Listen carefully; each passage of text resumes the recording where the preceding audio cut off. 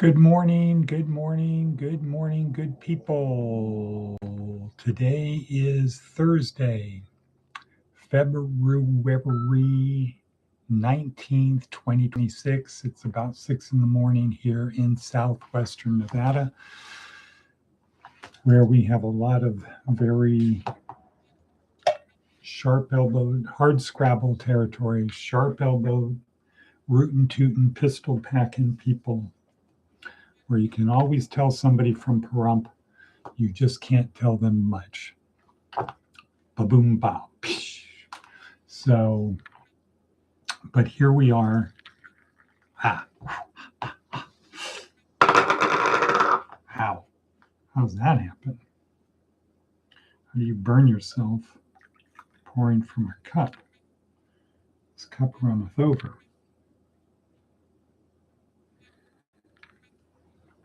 Oops.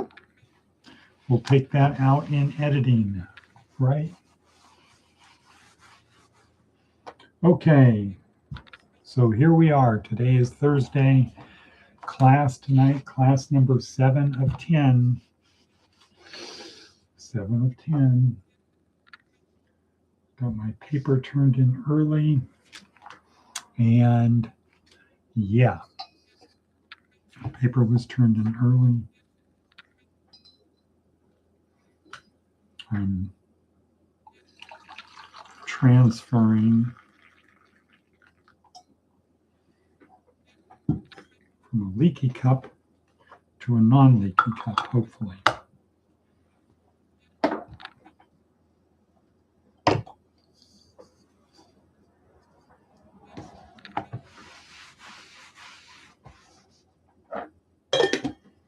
Very strange. Okay. Well, again, we'll take that out in editing, but such are life's follies. Okay, so it's Thursday, big day today, going to Las Vegas, have a big meeting with a high-powered person. Yeah, good for me.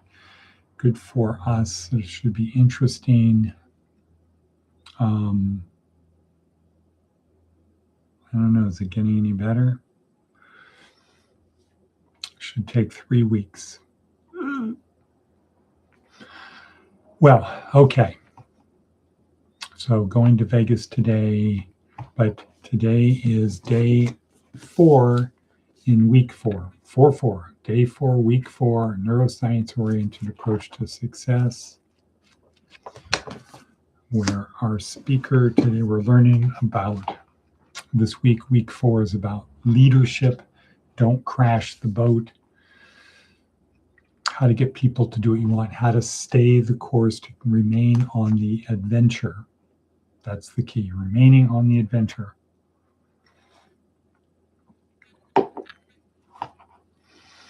Don't let the people who are there to help us pull us in the wrong direction or impede us.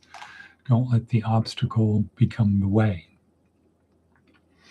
At least when it comes to your crew, the people who are there to help you. So how do we navigate through the different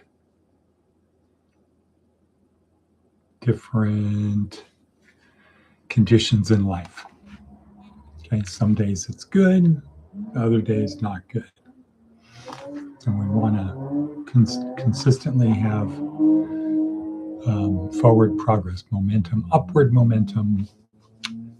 Our trajectory is upwards towards the Creator incarnate, following the commands of Jesus, the simple commands of Jesus.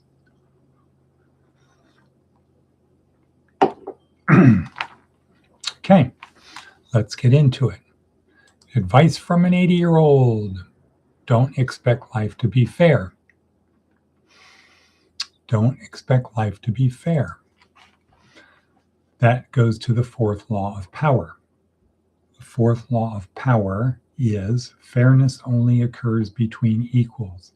The strong do what they can, and the weak suffer what they must.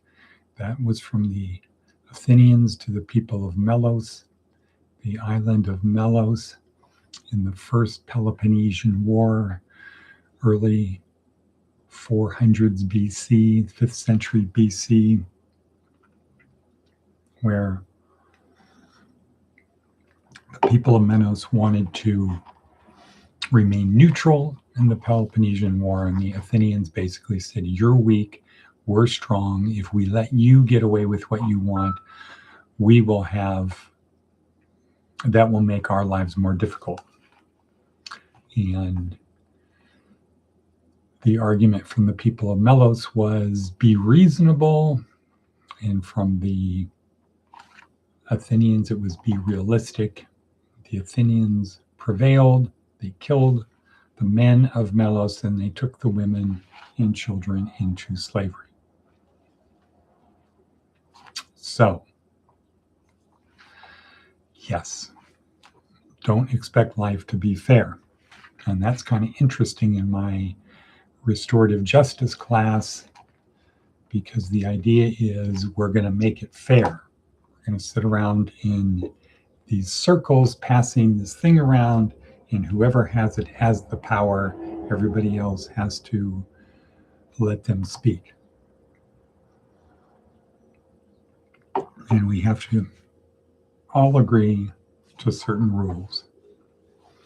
And I think that is a form of incarceration of its own, because it does not prepare people for when you get into a situation when somebody says, no, I'm not playing that game. Might makes right.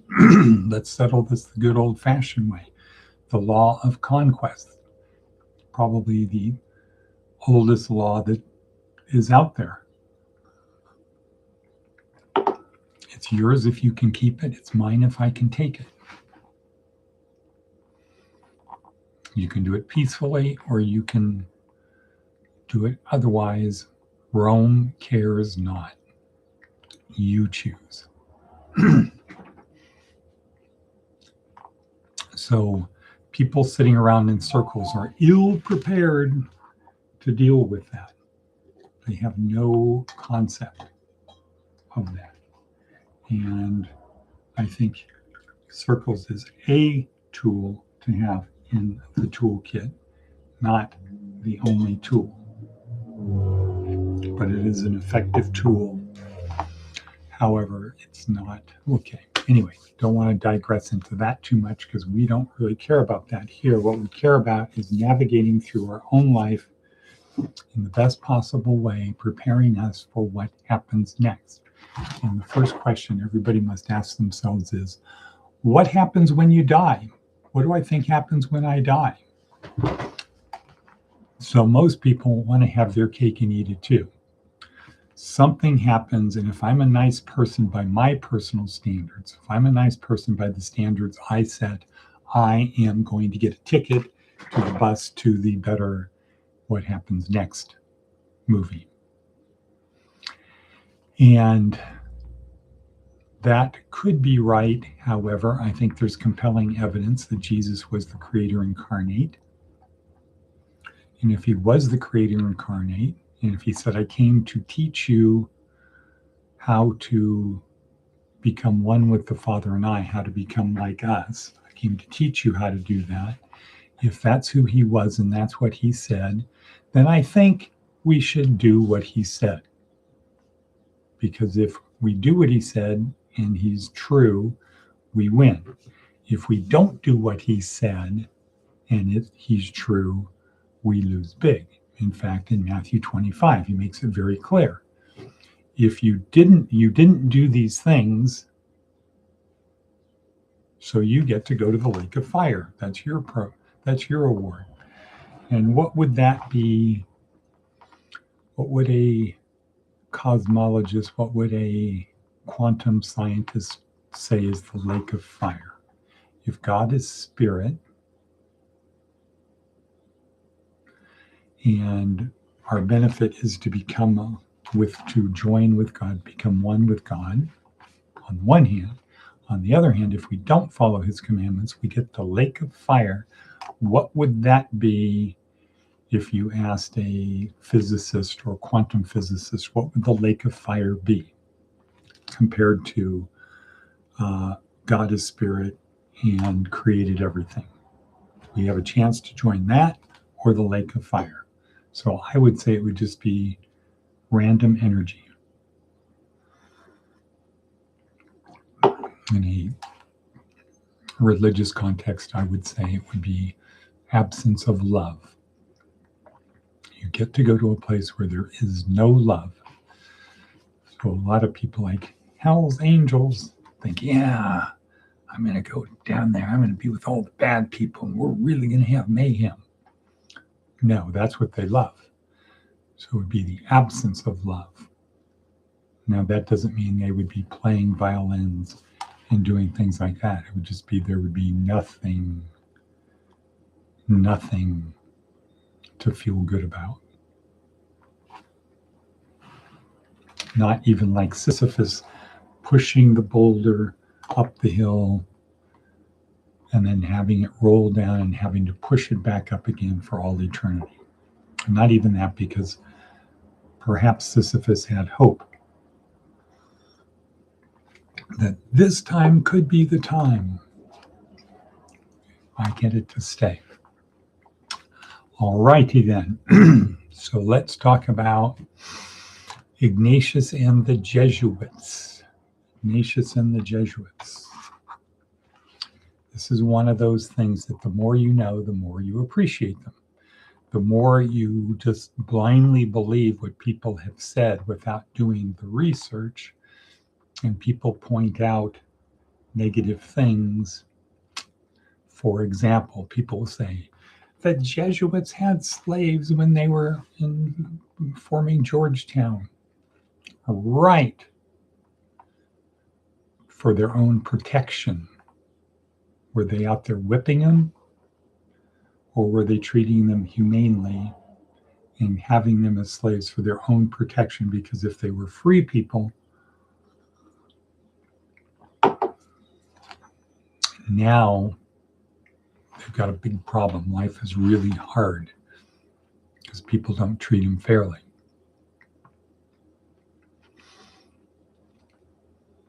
And if you look at the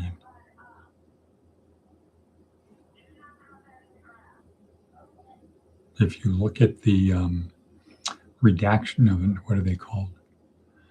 The missions down in Latin America. Starts with an R-E. 2/5 of it was owned by the natives. They got 2/5 of the profits for everything they did. Not a bad deal. Not a shabby deal. Anyway, so looking at the Jesuits, the formation of the Jesuits follows from what we learned last week, starting with Ignatius, guy who would not follow the rules, above the law. Life gets yanked out from underneath him, realizes at a certain point he can't go back to the life he had. During recuperation, long hours of imagining what it would be like when he got back and remembering what it was like when he went there. So just having nothing to do all day, really, in pain as your leg is being stretched out and straightened because of your vanity. And there's practical reasons to have your leg fixed properly. But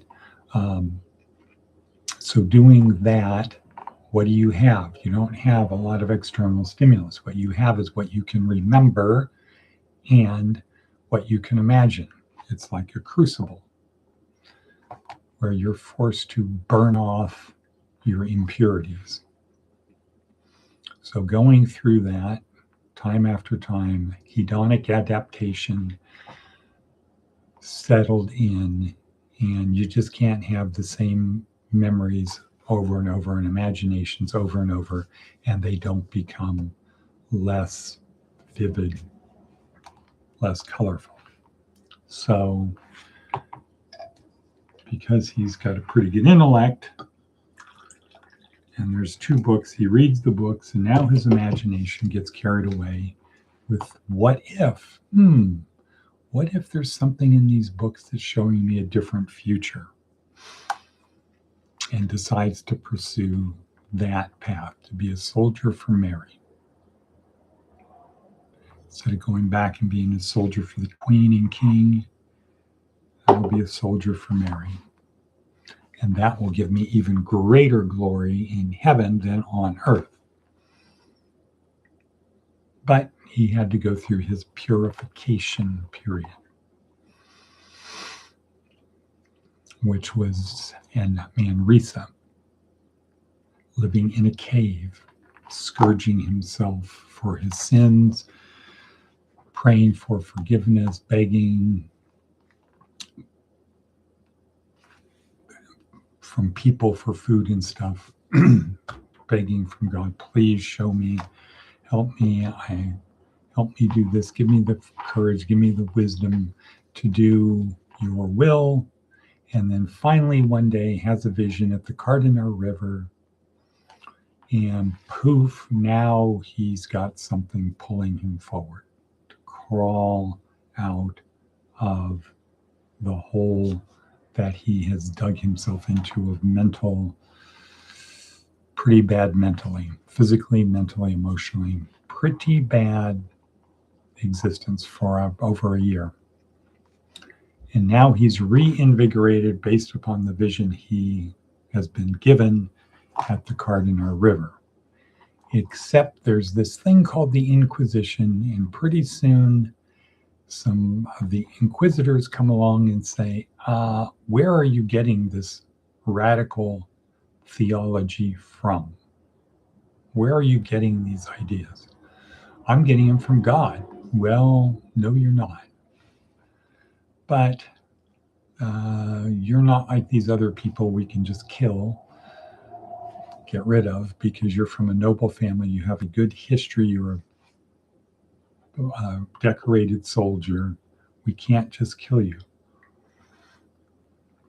So we're going to make you an offer you can't refuse, but you're going to fail, and then we're going to get you because we're smarter than you. So if you want to start doing this preaching, you need to go back to school and learn Latin. So for the next couple of years, he went to school, learned Latin with kids. Had to humble himself to do that, but he did it. And then he went to university. Salamanca, what's the other one that starts with an A?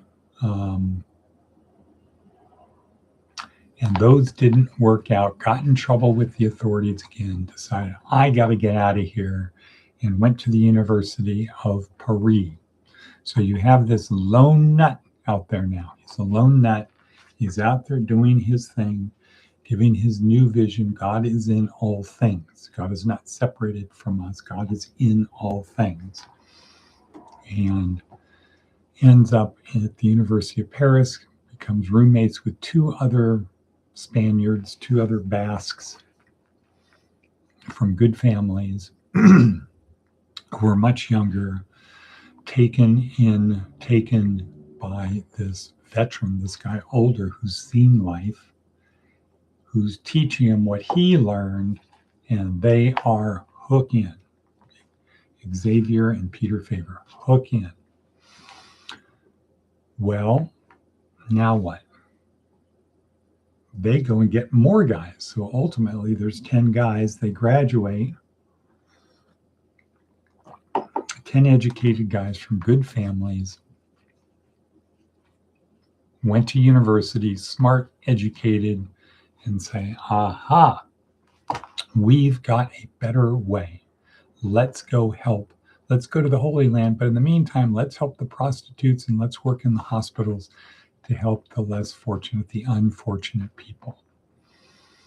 And now what do we got? If we go back to Seth Godin's formula, find part of the status quo to change, tell a compelling story, connect the true believers, ignore the non-true believers, and then lead them.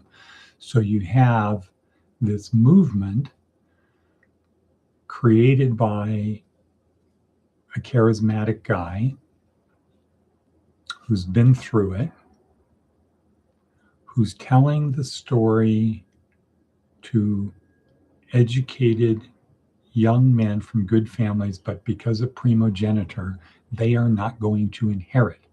They've got to find their own way through the world.